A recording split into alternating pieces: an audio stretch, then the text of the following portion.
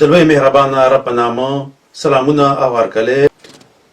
پښتونخوا که خیبر پښتونخوا کې بیکی او اتلسم ترمیم د عوامي نشنل پارټي او پښتونخوا ملي عوامي پارټي له ډیرو سیاسي تحریکونو هلو ځلو وروسته د پاکستان پیپلز پارټي د حکومت په دوره کې په دې وتوانېدل چې د پاکستان شمالي مغربي سرحدي صوبې NWFP ته د پښتونخوا نوم واخلي. خو پنجاب چې چلول او مکارۍ کې د انګریز څخه هم ډیر وړاندې تللی د پښتونخوا نوم منظور نکړو او ورسره د خیبر نوم ولګاوه چې دوی کې هم د دوی لوی سیاسي چالو هغه دا چې نړۍ ته دا وښایي چې تنها د خیبر سیمه پښتونخوا ده او لکه پیښور، مانسیرا، کوهاټ، چترال او نورې سیمې لکه هزاره چې له قومیته پښتانه دي خو پښتو ژبې یې هېرې کړي پښتونخوا نه ده.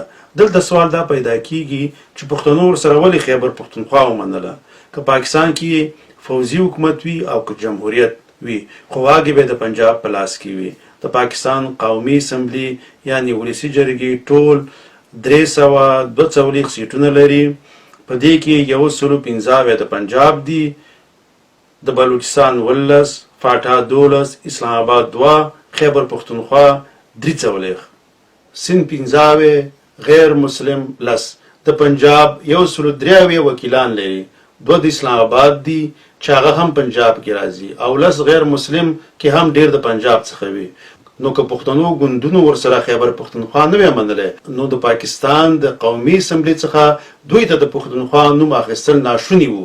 نو کېدای شي چې همدا فکر به و چې خیبر پښتونخوا نوم دی د یو مکار او چالاکه پنجابي ورور څخه اخیستل هم یوه لویه سیاسي لاسته راوړنه ده او د پښتون شناخت او جلا پیژندګلو لپاره ډیره اړینه فیصله وه.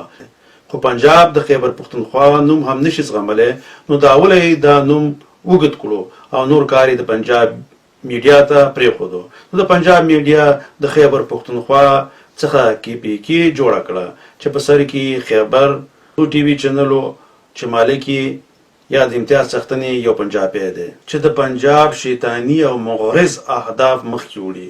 ورسره اردو ژبې ټي وي چینلونه دي چې ټول KPK وایي چې د پښتون د بیلې پیژندګلو هڅې چې د عوامي نشنل پارټي څخه پیل شوې وي پنجاب یو ځل بیا د خپل میډیا د لارې ابهام ته یوړي. د ټولو ټي وي چینلونو څخه پنجاب، سند او بلوچستان نوم پوره وایي خو خیبر پښتونخوا KPK شوه. د پښتون د ځان ته پیژندګلو څخه پنجاب تل په ویره کې دی او د هرې لارې دا کوشش کوي چې پښتون د خپلې ژبې، کلتور او تاریخ څخه پرې کړي. پښتنو ته پکار ده چې خپله میډیا ولري چې د هر دښمن د دسیسو څخه خپل ولس خبر وساتي.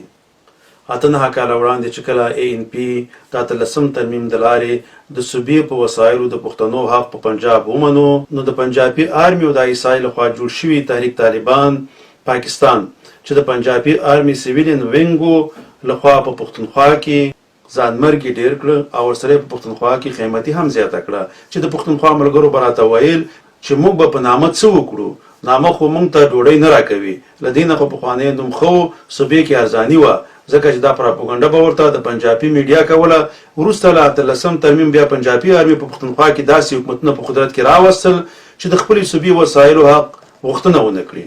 نو ANP که څه هم لوی کار کړی و خو د پنجابي دې مکارۍ ته به وسایران وي. هره پارټي چې د صوبې د وسایلو او پښتو ژبې د پرمختګ خبرې کوي دوباره به حکومت کې رانشي تر څو چې د خپل اصولو ورته تیر نشي. که څه هم ANP پښتو ژبه په نصاب کې تر 5مه پورې لازمه کړه، پښتونخوا کې پوهنتونونه او کالجونه جوړ کړل، خو د پنجابي میډیا او د پنجابي آرمي ورته 18 ترمیم او د پښتونخوا نوم داسې سزا ورکړه چې پښتونخوا کې یو داسې پارټي د حکومت وسپارو چې د پنجابي آرمي په اشاره بهر څه کوي. نو د 18 ترمیم چې د پښتونخوا به په خپلو وسایلو خپل اختیار وي هیڅ فایده ونه کړه ځکه چې پنجابي آرمي به داسې حکومت په قدرت کې راولي چې فیصلې به یې پنجاب کې کیږي. د سکولونو د نصاب څخه هغه پښتو ژبه هم ویستله. د پښتونخوا پخواني وزیر اعلی پرویز خټک ویل چې د پښتو ژبې نوم چې راته څوک اخلي سم په مزغو کې مې د ټوپک ډس کیږي. نو پنجابي آرمي داسې پښتون ته حکومت ورکړی و چې د پښتو ژبې د نوم په اورېدو د ورسري په سر کې ډس کېدو. تر بیا د لوی الله په امان خوشحاله، ارامه او سوکاله ژوند ولرئ.